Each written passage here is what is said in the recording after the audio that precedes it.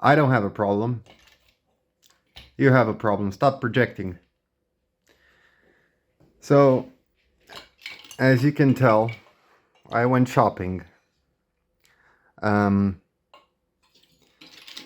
and I got a lot of vacuum tubes, and Thryatrons, because I finally figured out a pronunciation. And I got another vidicon, and there's about as many tubes as there are here in this area, if not maybe more. Um, I've got like literal dozens of these small pentodes and triodes. I've got like kilovolt at tare amps worth of rectifier valves and gas discharge rectifiers, and look at these things.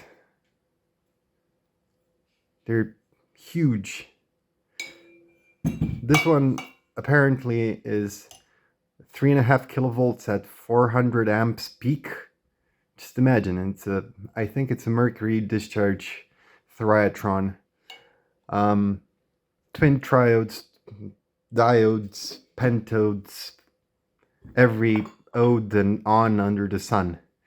And if you'll just allow me a few minutes, hours, days, weeks, a few minutes to organize these a bit, we can take a more in-depth look at basically a few of the more interesting ones that I found. For example, like this 6S33S, or this vidicon, or some of the things hidden in there. So let me reposition the camera and go back to the hands over the white backdrop, over the black backdrop, and let's take a more in-depth look at a few of these. I think you saw the video about this pretty thing, this magic eye. It's a 6E5S, and it was used for loads of indicating things. It's got a cathode ray tube, basically, that projects a beam which is deflected and projected over that phosphorus cone-shaped structure inside. And by controlling a grid, you can make it wink. By the way, apologies for the state of my hands. I had a small accident involving super glue. So let me reposition a bit, and then we'll take a look at some of these things. By the way, these all come from the flea market, from one of my favorite sellers there. And for 2 bags, I'll insert a picture, for 2 bags of tubes, I paid around 40 bucks. So, and the mishmash of tubes in here was just outstanding.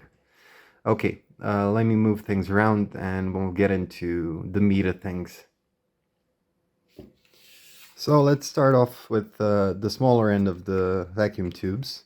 This is a 6 something for something else. It's a 6-volt filament tube, and I believe it's an RF diode.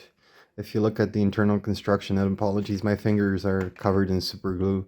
You can see the internal structures there and the getter, and quite a complex vacuum tube. So this is the evacuation port here. So this is where it's been vacuumed. And you can see that unlike regular tubes, which have a socket on the bottom, like pins on the bottom, this has the pins on the sides. And this is, I think it has to do with the performance of the tube in RF. I think it was meant to be mounted in the plane of the PCB and, you know, have better impedance matching and other things like that. So this is new in box, and its original cradle thing. This is what it looked like when I opened the box. And yeah, RF diode. On an even smaller, we have another RF diode made in USSR. This is a 2-something 1S, and it's filament, cathode, and anode, and that's all. Another small RF diode. Then we get into, Jesus Christ, there's so many of them. These are DY86 tubes. This is a high voltage rectifier for the line output transformer from old vacuum tube television sets. And this is an RFT part, so it's made in the German Democratic Republic. And these are notorious because if you smack them with enough high voltage, you get X-rays. And needless to say, I'm not gonna try that. Okay, let's get into something a bit bigger. This 6S33S, I think, is a twin pentode or twin triode or something like that. You can see the grids inside, and these are the plates, the anodes, and this is a power output tube. I think it's made in 1979. Still Soviet vacuum tube. Beautiful construction. The way these things look is just extremely nice. Oh, it's got far too few pins to be a twin pentode, so I think it might be a twin triode, but that doesn't even like twin triodes should have at least 7-8 pins, so I have no idea. I'll insert what this thing actually is in the description or in a photo or something. Right. By the way, this I think is for RF. Then we have the first of the busted ones. The first one that I found.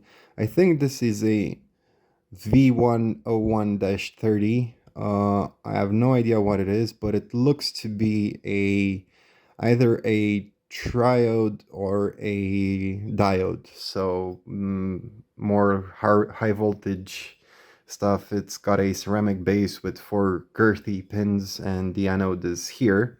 And how do I know it's busted? Well, if you look at the getter is starting to whiten on the periphery, and that means that air is leaking in, and it's probably leaking in through the top seal, because yeah, this thing is pretty fragile. Reasonably high voltage, I'd expect a few kilovolts. Yeah. And then we go into the Thryatrons. So we have this big boy, and this is also a Thyratron. Most of them are actually brand new, and some of them even have their paperwork. And if we take a look at this, we can see, first of all, a dot in the diagram means that it's gas filled. And we can see pins 2 and 3 are the filament, 4 is the cathode, 1 is the grid, and the anode is the nubbin on the top. And if we take a look here, we can see, I think this is 5 volts filament, and that's about peak current, I think, still 400 amps, 3.5 kilovolts. Another thing with 1.2 kilovolts, and these are ohms, I think. I can't really read the Cyrillic alphabet, so I can understand stuff like the B is actually a V and stuff like that. So yeah, I don't actually have a power supply girthy or big enough to drive any of the filaments of these things. All of these things are just massive. Okay, another Thyratron. I think this is one of the mercury filled ones, but I can't seem to identify exactly if that's the case. Very interesting internal construction. You can see that there's those glass bead sort of things. Those are actually meant to support one structure against another, but while providing isolation. We have a very thick filament running through the middle and through one side. I'm sorry, the glare is just terrible, but you can see the filament running right there. and it's returning probably through the middle or something like that. And there's another, I think, another getter or something like that that's meant to be run in operation while this thing is operating to regenerate the gas mixture inside. Yeah, this is a very complex vacuum tube, and you can see that it's actually been used because a bit of the anode coating has been sputtered off onto the glass. I don't know if you can see that shadowing right there. You should be able to see it if you're watching in 4K. This video is going to be a doozy, I guarantee. Another one of those.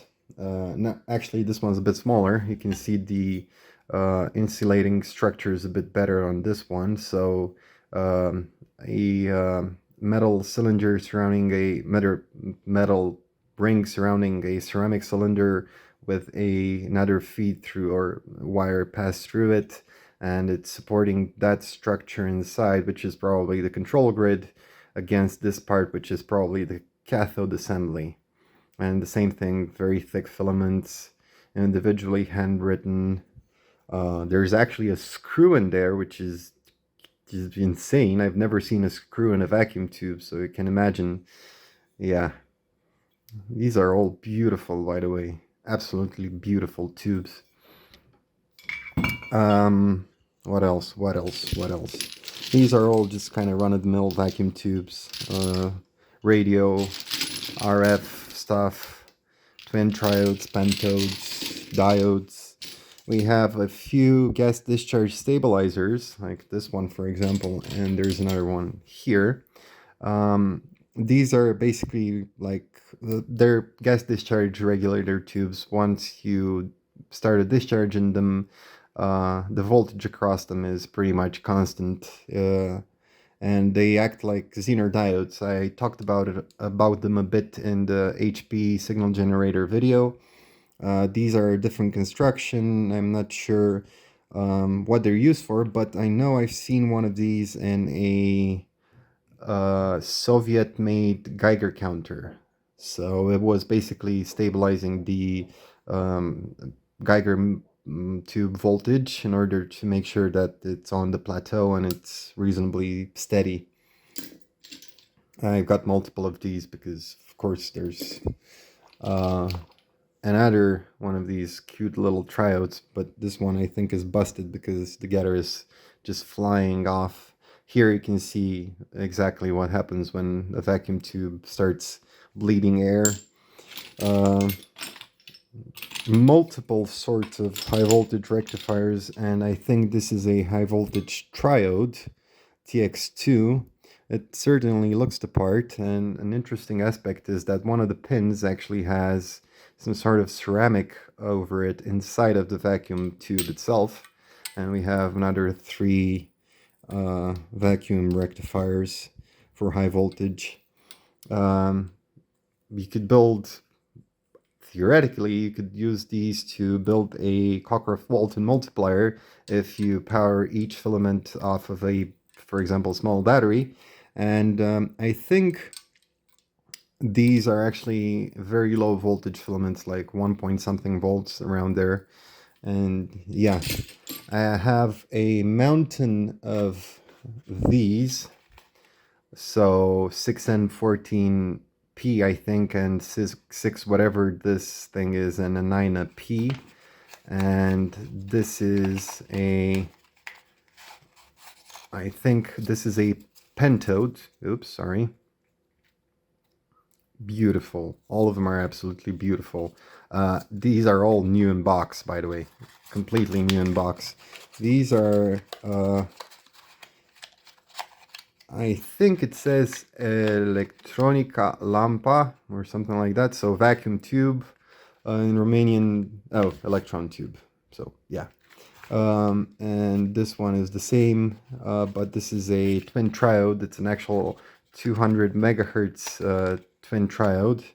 It should be pretty compatible, like it's not compatible with an 12AX7 or anything like that, but you should be able to reasonably well use it in audio circuits as well. So this is a 6N14P. What else? What else? Oh, gas discharge rectifiers. I think this is just a gas discharge rectifier, and I have enough information to prove it. Sorry, almost burst one of those Thryatrons. So I think no, this is one of the Thryatons. So I think this is a Thyratron, and there should be a gas discharge rectifier, and I have loads of paperwork. Oh yeah, this one is the type. So you can see just a filament, which also the cathode and the anode. I think this is actually it, and I had the paperwork mixed up. Yeah, this isn't a Thyratron, that's what I know. So I think this is a 500 milliamp 5 kilovolt rectifier, which is massive, and I think it's running with hydrogen or something like that inside, so a gas mixture. I tried to power up the filament and bias it with the high voltage source meter unit, but as I said, I don't have any power supply beefy enough to drive the filaments on these things. They're quite crazy. If you hear a loud pop and see me drop anything, I have broken a valve. So as I said, I have a mountain of these, somewhere in the original paper, some weren't. These are all vacuum tubes, miniature vacuum tubes. These are triodes, pentodes, and other things like that. If you remember the video about the Soviet operational amplifier, it had 2 of these in it. I have a mountain of them, like little dozens, and they're all in their paper packaging. And let me open one that's already kind of open. So, see, that's how they were packaged initially, in that corrugated cardboard, and then basically craft paper, and yeah. Are you certain yet that I'm completely crazy? Okay, so diode, beautiful looking diode. One of my friends, Giga Becquerel, suggested that I stick some blue LEDs behind this and make a model Russian RTG, excuse me, because it actually looks like a radiothermal generator. I think this one actually might be busted because there seems to be some gunk inside. I'm not entirely sure. But there's a few ones that are actually good, because I have like 3 of them. I'll give you a second to just become aware of like how ridiculous this thing is.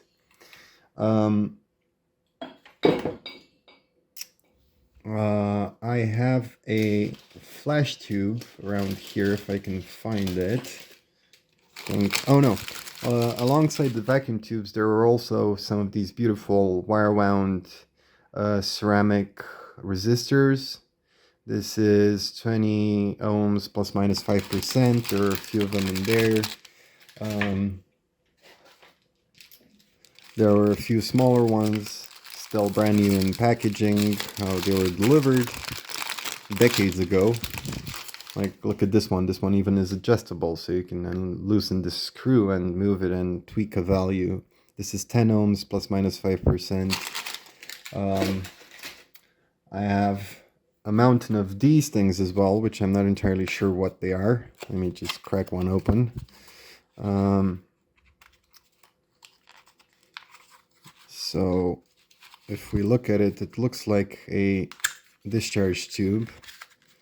I think it's a gas discharge tube for protecting telegraph or telephone lines, something like that. Yeah, mountain of these as well. Where is the flash tube? Wait a second. Did I tell you the joke about the constipated mathematician? He worked it out with a pencil.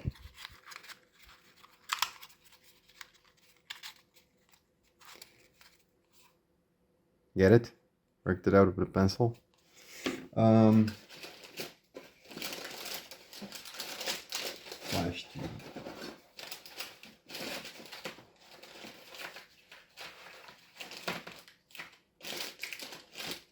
Wait a second, I can't seem to find it. Because there's a mountain of vacuum tubes just waiting to fall on top of me right now. Oh, I also have a mountain of these as well. Some of them brand new, some of them like this, loosely packed, made in USSR. OTK means like QC, quality control.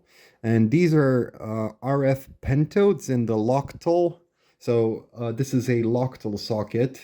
This is a octal socket. The difference between them is that the Loctal socket has this indent, which is supposed to make sure that you can't just yank the tube out as easily as a octal. Wait a second. Holy moly. Oh, loads of things were in packages like this. The big rectifiers came in boxes like this, cradled inside. This is the same thing. It's not worth showing again. Just give me a second. I'll have to pause the video and find the rest of the interesting stuff. Right, so I think this one is it. Yeah. Look at this. Have you ever seen a brand new inbox flash tube? I haven't. Shall we see if it triggers at a kilovolt? Wait a second. Short answer is that it doesn't. Let's try it with something else. Let's try it with one of these things. Don't worry, the source meter is turned off. I'm not gonna electrocute myself, although that's no guarantee. I had a long day.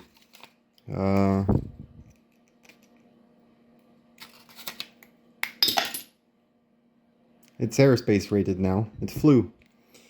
Okay, this is going to be very interesting. And by interesting, I mean dangerous. Please don't try this at home. And I'm not entirely sure if we're going to be able to see anything.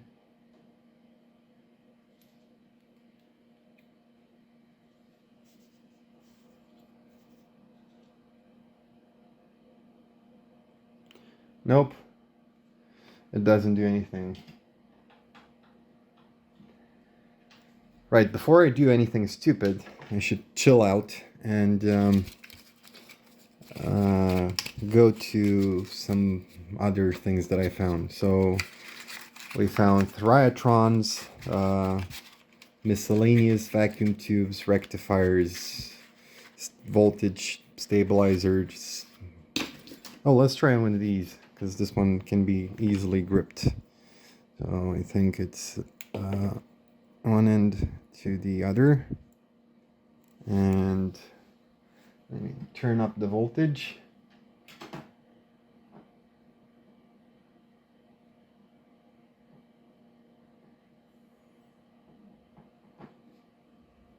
Right, it's now limiting the current, limiting the voltage actually, sorry. Let's see if we can see a discharge inside.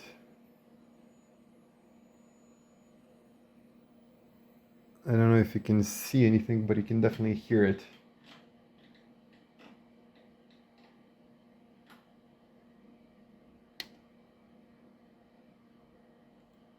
Yep, you can hear it. It's pulling about 7 milliamps. That's disappointing. We can try this other kind.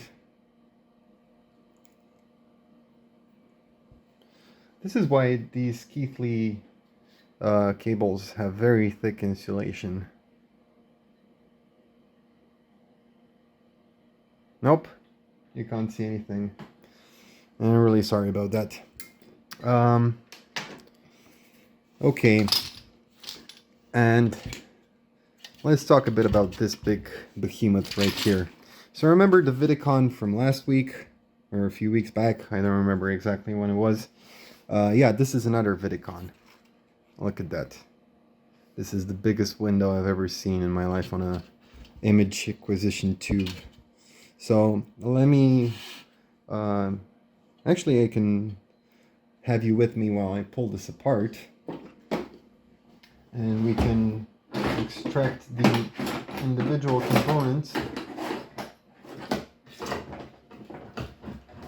provided I can find a pair of pliers. Yeah, here we go. And the socket just pops out. And this is basically, it's similar to the focusing structure on the back of CRT tubes, basically. So what we got here, we have a OPI 160, an LM 1201, and MRF 1001. I have no idea what that is. And we have a interesting Philips, I think this is a matched transistor or something like that. Yeah, and it's heat sunk through the board on this thing. And if we take this thing apart a bit further, if I find some socket head caps through some, it says made in USA over it, so I'm going to assume it's Imperial. So it should be, nope. If it's metric, I'm gonna have egg on my face. Sorry. Yeah, it's metric. Jesus Christ, United States. Please make up your mind. I'm sorry, this video's got even more of a chaotic energy than the other one, but there's so much more stuff that I had to show you in this video. Like, it's just crazy. I can't believe, like,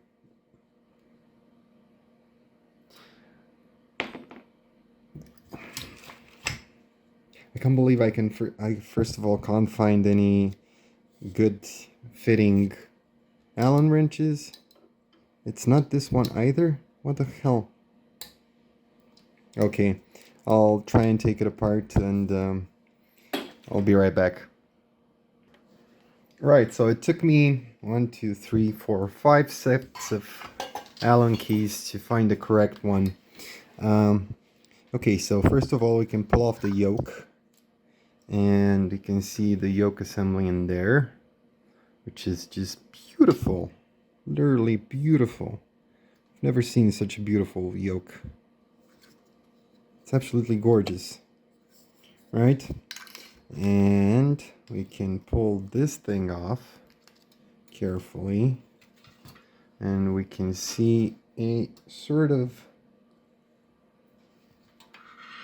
optical assembly here. I'm not entirely sure what that is. Might be a shutter? Liquid crystal shutter? No idea. The point is that this is almost certainly not a vidicon tube, and it's glued with this silicone putty to the front of the CRT. I think it's a imaging and sensing techniques. Actually, it might be a vidicon.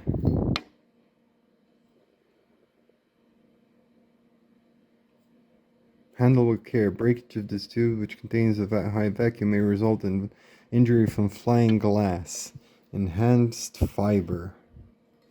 What sort of fiber is it? Let me dig a bit deeper inside. So it's very reflective, whatever it is, and it's got 2 electric terminals running to it, and they're glued on with conductive epoxy. It might be a shutter. I'll try and apply some voltage to it and see what happens. Maybe it gets transparent or darkens, or I don't know. Just wait a second. Aha, so I'm onto something.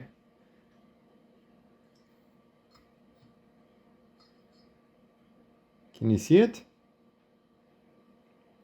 I know what's happening, but it's... Look at the periphery of the thing. Well, let me focus here. Can you see it? Shifting?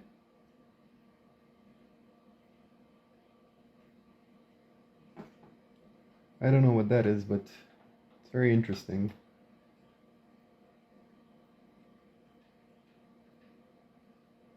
Yeah. Okay, let me see if I can separate the vacuum tube, the CRT, from the other side and identify what it is. And if it is indeed a vidicon, this would make sense for calibrating the dark field, I guess, or as a neutral density filter or something like that. I'm not sure. Wait just a second. Well, that didn't go exactly according to plan. Sharp is sharp, and I managed to break one of the tabs, the terminals. I have no idea what this thing is. I know it's a CRT, a plain old image CRT, but I have no idea what this shutter thing is in front. But yeah, that was very nasty. That was actually terrible. Imaging and sensing techniques. Made in the United States of America. Of course it is. What's it doing in here, in Romania, in the flea market? What is behind this thing? Let's see. Maybe a hidden clue.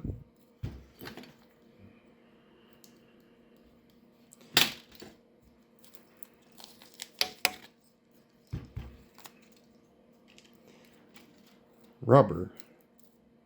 Goop.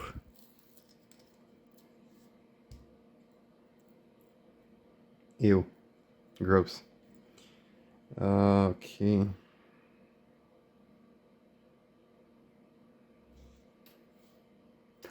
Okay, guys. I think that's it for today. By the way, I enabled the supers on the channel, and I disabled mid-roll ads on all the videos that I remembered, because I hate mid-roll ads, and I also disabled the unskippable ads, because who needs that? So if you want to support me in any way, it's not necessary, but I would appreciate it regardless, and there's a few ways you can do that now, if you feel like it. And yeah. Thanks for watching. Sorry this was a bit of a mess. I'm still bleeding. And do I have to blur this out? Is YouTube gonna kill me for that? Anyway, thank you for watching, and I think I'll try and put out a live stream tomorrow if you're interested. There's a poll already up, and maybe you can help me decide. So that's it. See you next time. Bye.